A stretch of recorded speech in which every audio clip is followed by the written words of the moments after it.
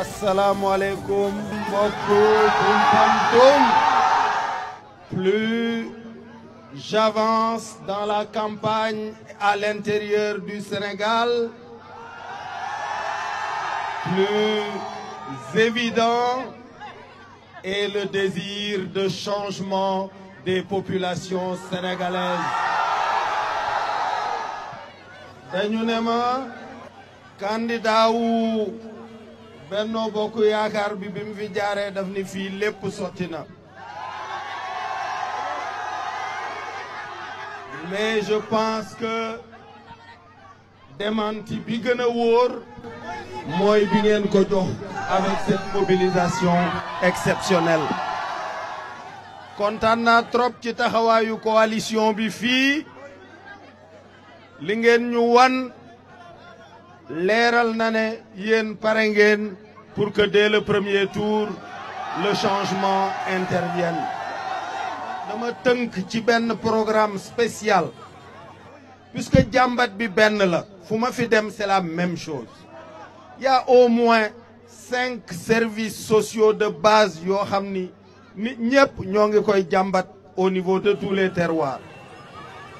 muy accès à l'eau maanaam wàllu ndox, muy wàllu courant, accès à l'électricité, muy wàllu njàng, muy wàllu paj. moo tax ñu tëral benn programme de décentralisation boo xam ne nee nañu commune bu nekk danañu fa dugal au minimum 1 milliard pour ñu régler yooyu problème, mais régler ndoo ko dans l'ensemble du territoire. mu des nag problème yu mag yi, problème mu transport bi, puisque la côte occidentale certes c'est notre passé puisque fa la tubaab bi duggee, mais c'est la côte orientale qui va nous interconnecter au reste de l'Afrique et c'est de cela que je m'occuperai en priorité. kontaan naa trop ci seen accueil, kontaan naa ci seen mobilisation, di leen jox rendez-vous inch'Allah le 24 février 2019 dès le premier tour. bu ñu ci pare nag ñu jublu ci tabax suñu réew te je pense que seen yaakaar war naa mat bu ngeen gisee kilifa yi ci bokk yépp ci ne am nañu capacité yi mu laaj pour ñu liggéey. Merci beaucoup.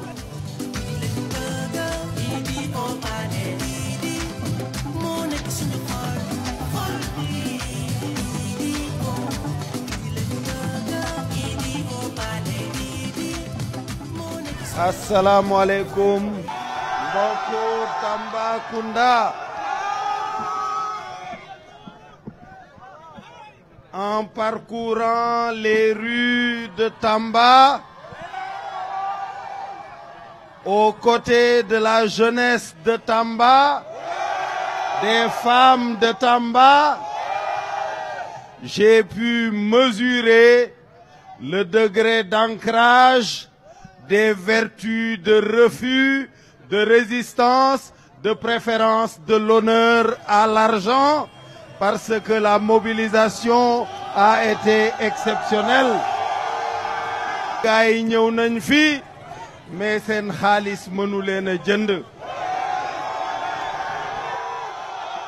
loolu nag tax na ma gëm li ngeen wax mooy qu'à l'image du reste du Sénégal, Inch'Allah, le 24 février 2019, la victoire sera assurée dès le premier tour.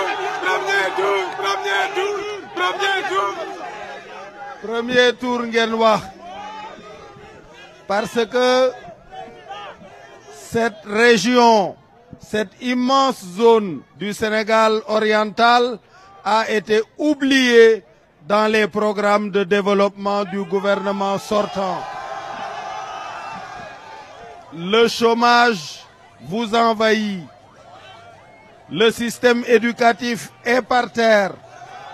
Le système de santé est sous-équipé et manque de personnel spécialisé. Nous ferons de Tambacounda un carrefour de développement industriel et logistique pour absorber cette force de travail et avec le développement aussi du chemin de fer, Tamba sera un carrefour pour notre interconnexion avec les pays de la sous-région. Parce que tout le développement minier, tout le développement de l'agriculture, des richesses de la Casamance feront de ce carrefour avec la relation avec le Mali, la Guinée, c'est-à-dire notre porte vers la CEDEAO, notre porte vers l'UEMOA sera ici à Tambacounda. Puisque la ñu yemale Diamniadio fii moo ko gën a yeyoo.